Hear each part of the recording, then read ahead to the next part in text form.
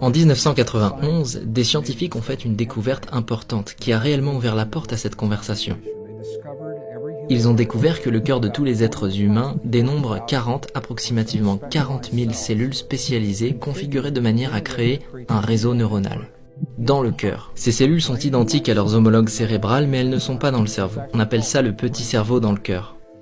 Ces 40 000 cellules spécialisées, ce sont des neurones sensoriels.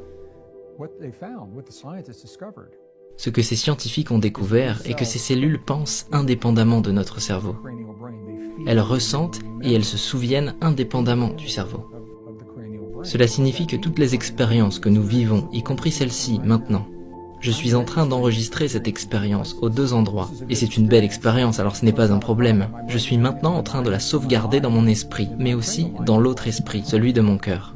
Mais si nous vivions un traumatisme, il resterait enregistré aux deux endroits. Et si j'essayais de soigner ce traumatisme uniquement en y pensant ou en parlant avec mon intellect, en utilisant des pensées issues de mon mental, je me sentirais probablement incomplet. La guérison serait incomplète, parce que je me suis uniquement adressé à ce qui est ici. Et nous savons ça intuitivement. Les gens le savent et le montrent. J'ai fait une expérience il y a quelques années en arrière. Dans toutes les cultures dans lesquelles je suis allé, aux personnes de tout âge, y compris les enfants, j'ai demandé « Où est-ce que tu te trouves maintenant ?» Et les gens répondaient « Je suis ici. » Désolé, je ne veux pas frapper mon micro. « Je suis ici. » Et si vous demandez à des indigènes « Où vivez-vous ?» Ils répondent « Ma maison est ici. » Et presque instinctivement, nous savons que le cœur est le siège de notre existence, de notre être. Vous ne les voyez pas toucher leur tête, toucher leurs bras ou quoi que ce soit d'autre. Alors nous savons cela.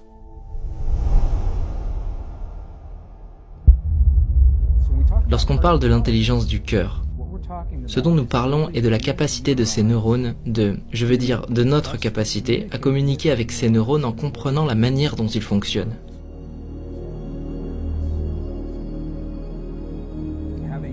Plus tôt dans cette conversation, nous parlions de vivre des expériences dont nous ne connaissons pas le sens. S'il n'y a personne à qui demander ou qui pourrait nous accompagner, pas même Google, et nous n'en avons pas besoin parce que nous aurons toujours la réponse ici. Ces neurones sont liés à une sagesse, à une intelligence, qui est juste pour nous. La mienne est juste pour moi, la vôtre est juste pour vous.